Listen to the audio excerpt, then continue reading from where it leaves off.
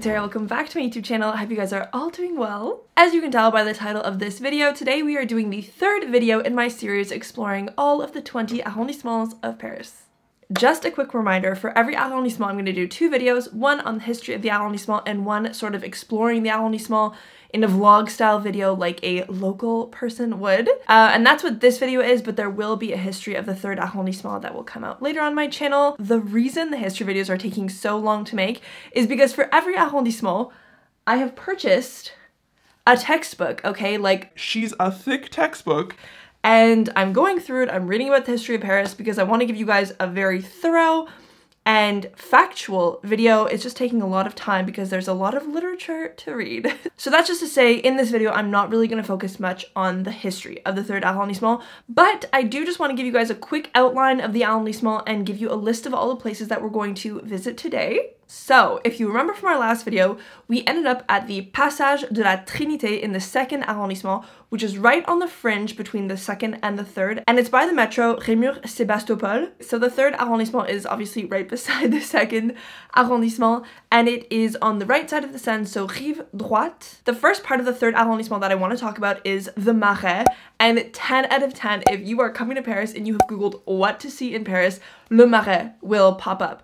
And Le Marais is kind of like this ambiguous term that people throw around as this cool part of Paris, but it's very hard to pinpoint exactly what the Marais is. Marais means marsh in French, and so essentially this area was just marshland in Paris, okay? Like, it was a marsh. And so it's hard to pinpoint this area because a lot of Paris was a marshland until, you know, population started moving here, it became a bit more industrial, and the marsh was drained. That being said, this very trendy and artistic place with lots of bars and restaurants and cultural spaces called the Marais is located between the 3rd and the 4th. I would say the most popular parts of the Marais are located on the more southern side, which is the 4th arrondissement, but a good part of the Marais is located in the 3rd arrondissement. The historical Jewish quarters are actually also located in the Marais, which is where the Yiddish community was highly represented. But yeah, that's just the first point that I wanted to mention about the 3rd arrondissement, because we will start to see this vibrant Marais community in the 3rd, carrying on into the 4th when we do that video.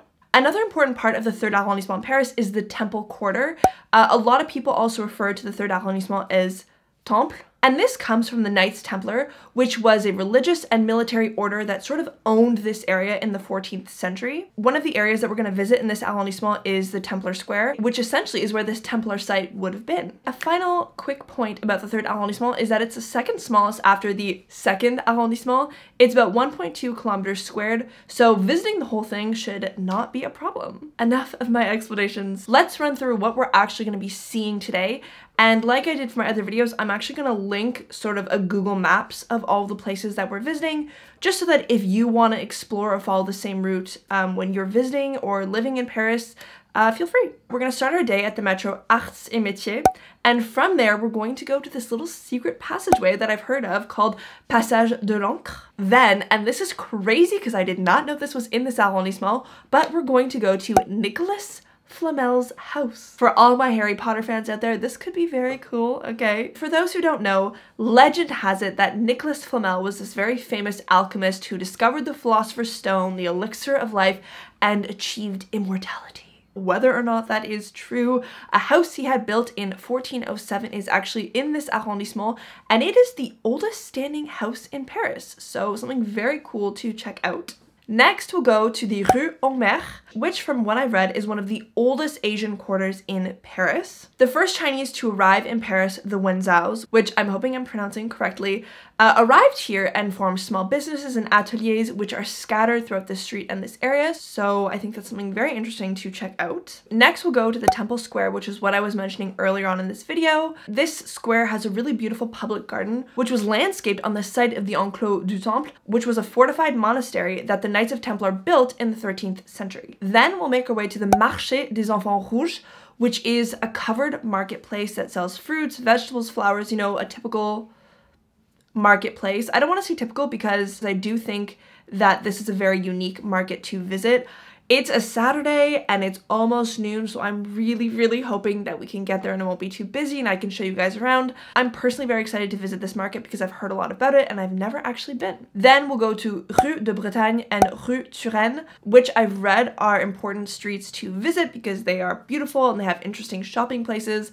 There's not a lot of literature on these streets, but a lot of people say that it's worth a visit, so we'll be the judge of that. Next, we'll go to the Square Georges-Cain, which again is another small public garden in this area with really beautiful statues to check out. This square is right by the Carnavalet Museum, if you were interested in visiting that. Then we will wrap up our tour of the 3rd arrondissement with another garden, the garden located outside of the National Archives. The gardens is what we'll visit today, but also the museum, like the building of the National Archives, hosts exhibits and displays important historical documents. So again, that's another museum and space that you can visit if you are interested. The gardens are free to visit and that's what we'll be checking out today. I do just want to quickly mention that there are a ton of cool museums in this area. You have the Picasso Museum, you have the Doll Museum, you have the Museum Carnavalet, which I was mentioning, you have the National Archives. You have a ton of really interesting museums in this arrondissement. I don't want to spend this video going into museums for 2 reasons. The first reason is that I like to go to museums on the first Sunday of a month because they are free.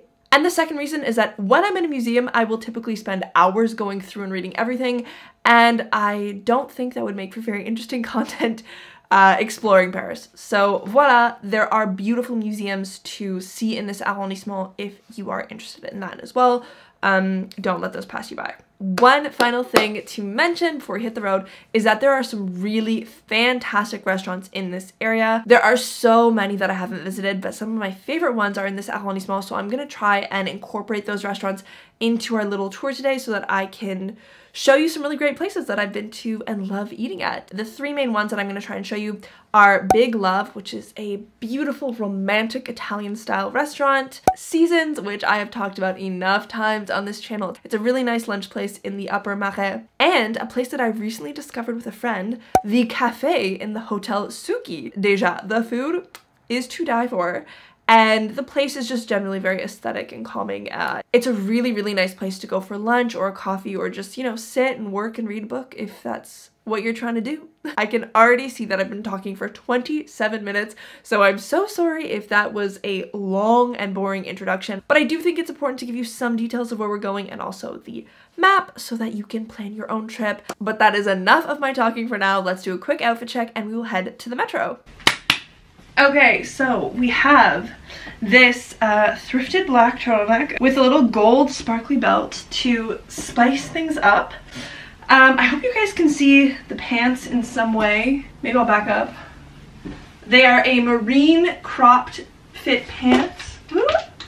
And on my feet, I have these really nice pink and black platform Converse that again I bought on Vinted, which honestly is my favorite app. If you don't have it, you should definitely download it. That is enough. Let's hit the road.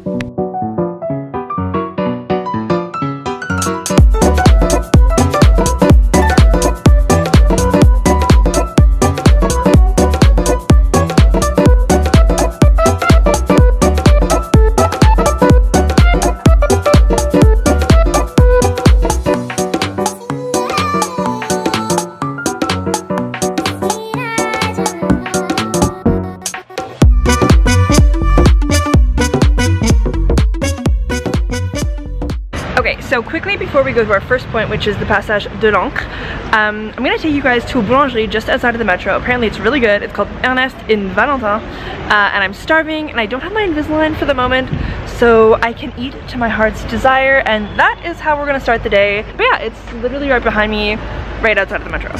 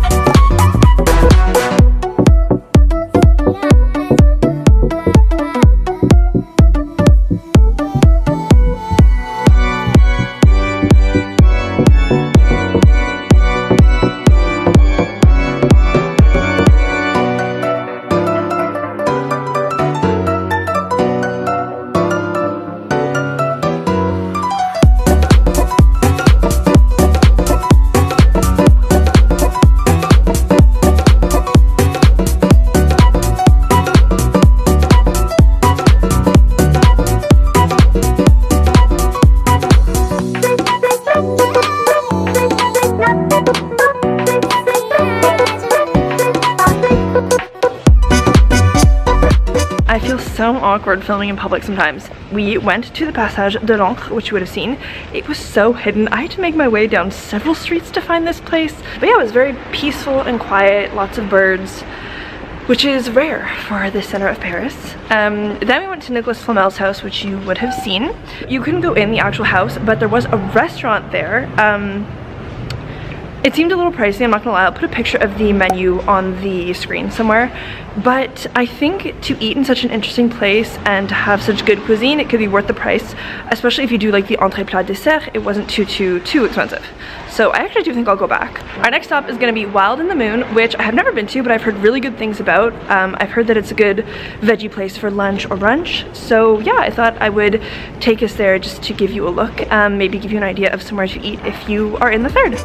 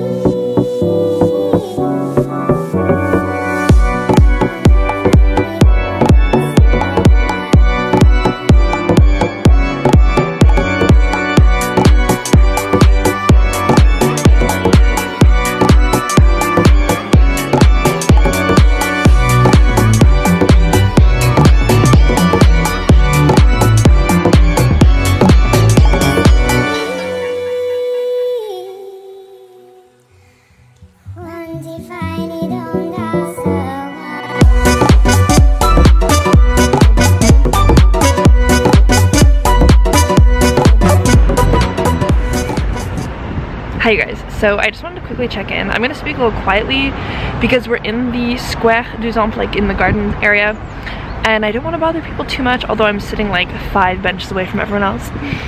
But yeah, the gardens themselves are very beautiful. I'll do a quick spin around after to give you guys a better look.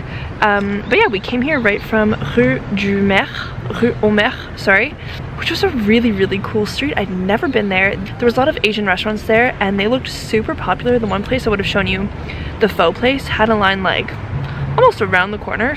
Anyways, while I was there, I went to Mollet Pâtisserie. And I got 2 things. One, I got a taro bubble tea. I'm so excited because normally when I do these videos I have my Invisalign in, so I can't eat or drink, and now I'm just like, what? Let's eat and drink. And I also got a pain au raisin from the Boulangerie this morning. And the second thing I got was this matcha pastry. I'm going to Tasha's for dinner tonight and I'm bringing desserts, so that's one of the desserts I'll bring. She really likes matcha, so I'm like, oh, could be an interesting thing to try.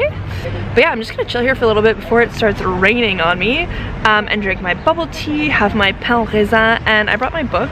I'm almost done reading 1984, so I would love to do that today. So let's take a little pause and we'll head back out in like 20 minutes.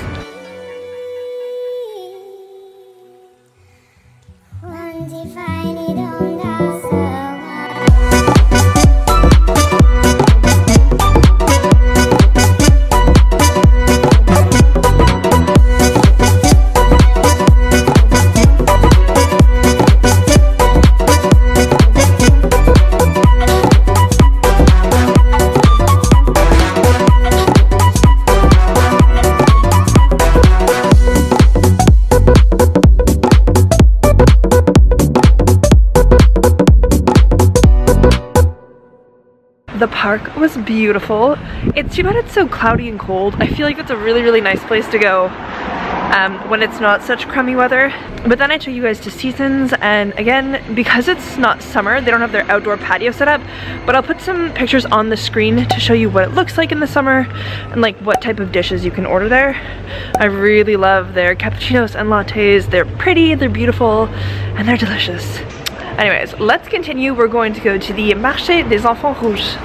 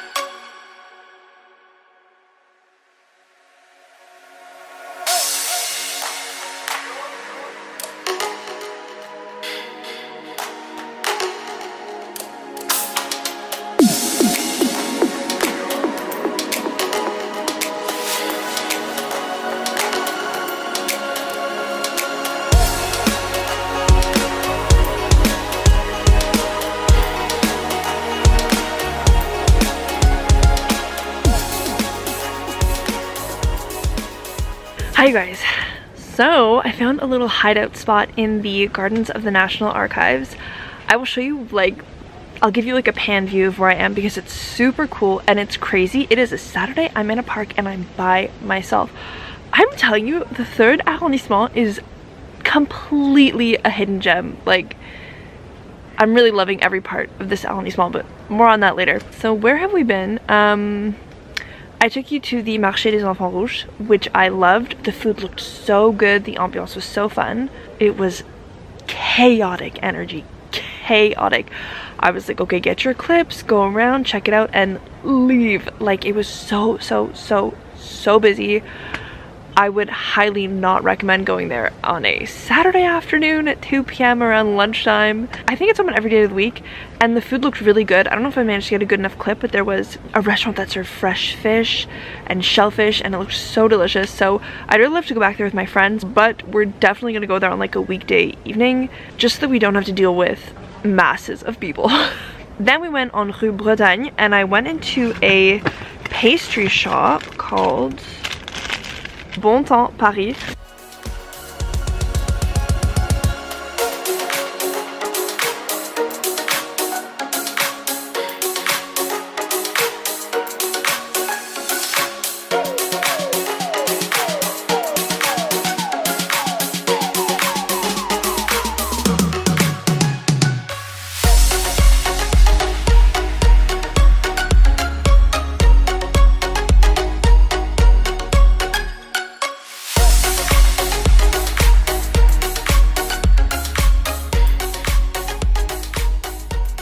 And I got a little cookie that they're famous for. It's a sablé. It's a banana caramel sablé. And again, I'm gonna bring that for dessert to Tasha's tonight.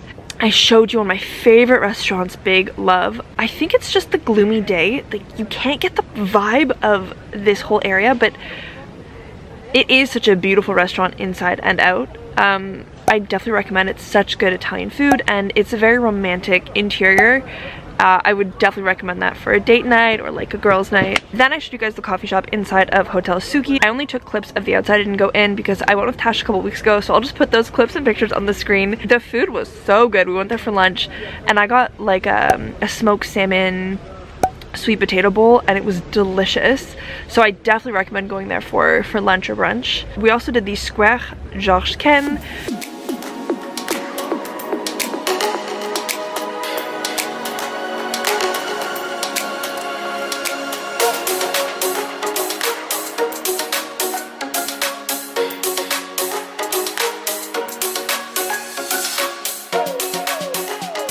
Which was very small. I thought it'd be a little bit bigger, and it was kind of like a dog park. There were dogs running around everywhere, which is pretty cute. But the statue was beautiful and the buildings were beautiful, so it was definitely a nice place to go check out. And now, of course, as I would have shown you in my clips, we are in the gardens of the National Archive, and also there was a sign on the National Archive that it was free to go in, so something to keep in mind if you're in this arrondissement and you want to check it out.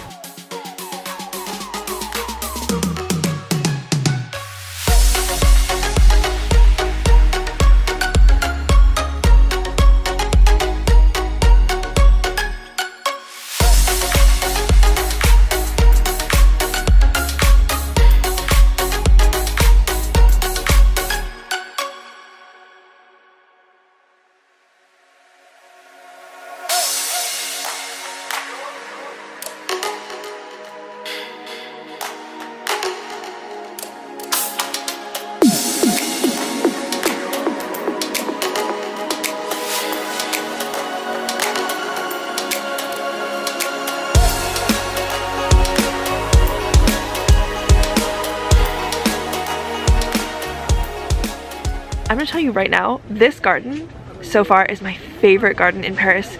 It's quiet, there's not many people, and it's so beautiful.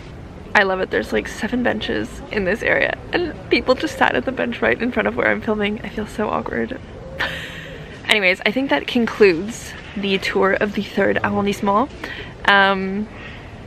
Let's do a rose and thorn before I sign off. I'll start with my thorn because overall this whole arrondissement was a rose. I would have to say the Marché des enfants rouges because it was so busy. It was stressful and chaotic, and I wish I could have enjoyed that area if it had been a little bit less busy. So It's too bad I went on a Saturday. I will definitely come back on a weekday evening. And my rose of this arrondissement is that it's amazing.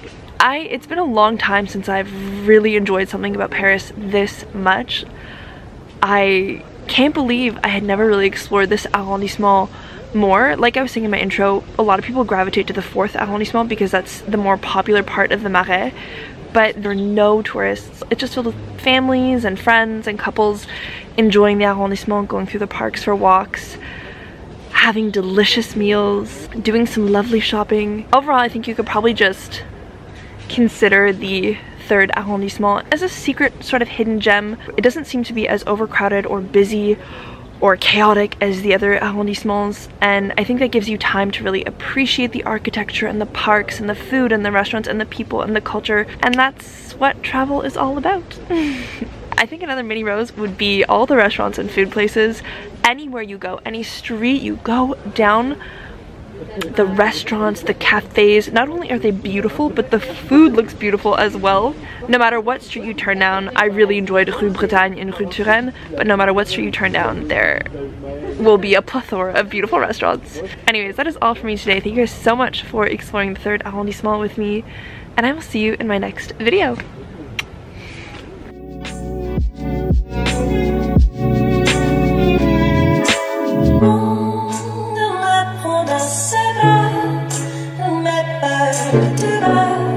Je vois la